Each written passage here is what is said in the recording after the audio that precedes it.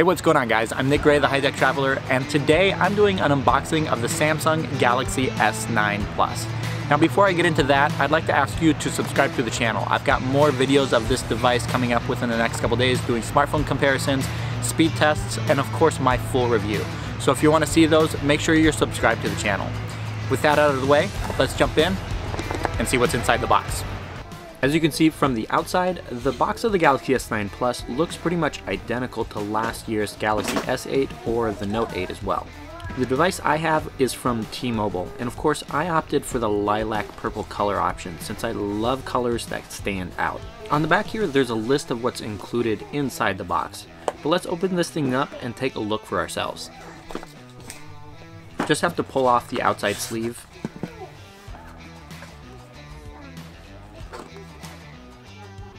And then on the back side here, cut the seal.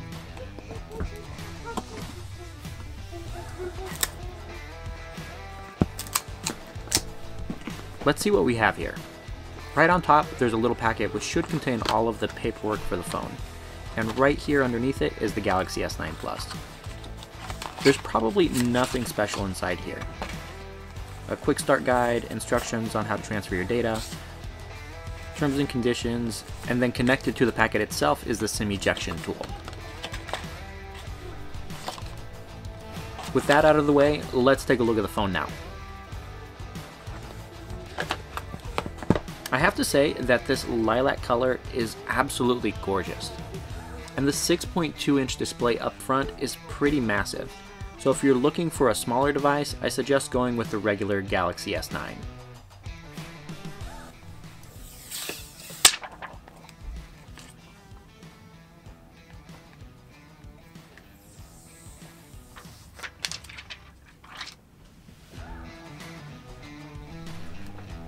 I'm going to turn this thing on and let it boot up while I run through the rest of the box.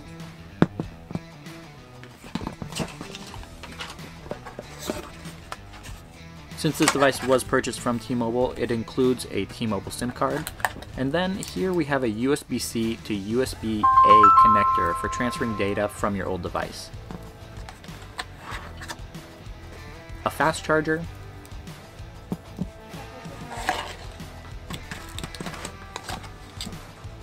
and then a USB-C charging cable. And then finally, there's the AKG tuned headphones that we've seen included in the box on other Samsung devices lately.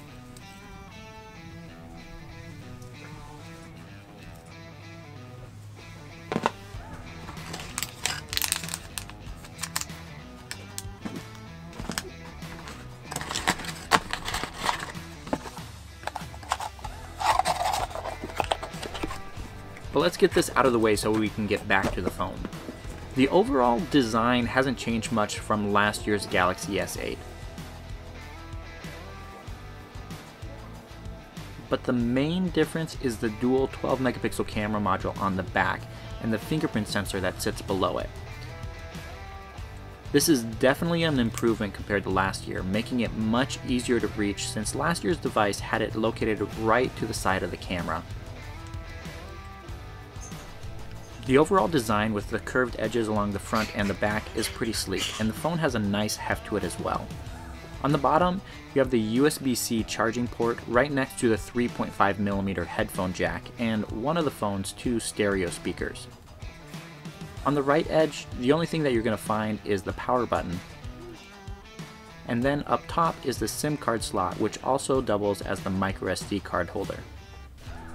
And then finally, on the right hand side, you get the volume rocker and that dedicated Bixby key. Going back to the camera on the back, you get a 12 megapixel main sensor with an adjustable aperture that switches between f1.5 and f2.4 with a 26mm focal length. The secondary sensor can also capture images at 12 megapixels and has a fixed aperture of f2.4 and a 52mm lens which captures portrait style images. You can record 4K video at 60 frames per second, but there's also a 960 frames per second mode, but that can only record video at 720p. As I mentioned before, the display up front here is 6.2 inches, but it does seem smaller than that due to its 18.5:9 aspect ratio. As for the panel itself, it has a resolution of Quad HD+, so it's pretty crisp. On the inside, the phone is powered by a Qualcomm Snapdragon 845 processor with 6 GB of RAM, and you also get 64 GB of internal storage, which is supplemented by the microSD card. And then there's a 3,500 mAh battery. So far, I have to say that the Galaxy S9 looks like a pretty amazing phone, but I do have quite a few tests planned over the next couple weeks for my full review and also comparisons to see how this phone stacks up against the competition. Thank you guys so much for watching. If you enjoyed the video, I hope you give it a thumbs up, and don't forget to subscribe. I've got my full review, camera comparisons, and also speed tests coming up. Thanks again, and I'll catch you guys in the next one.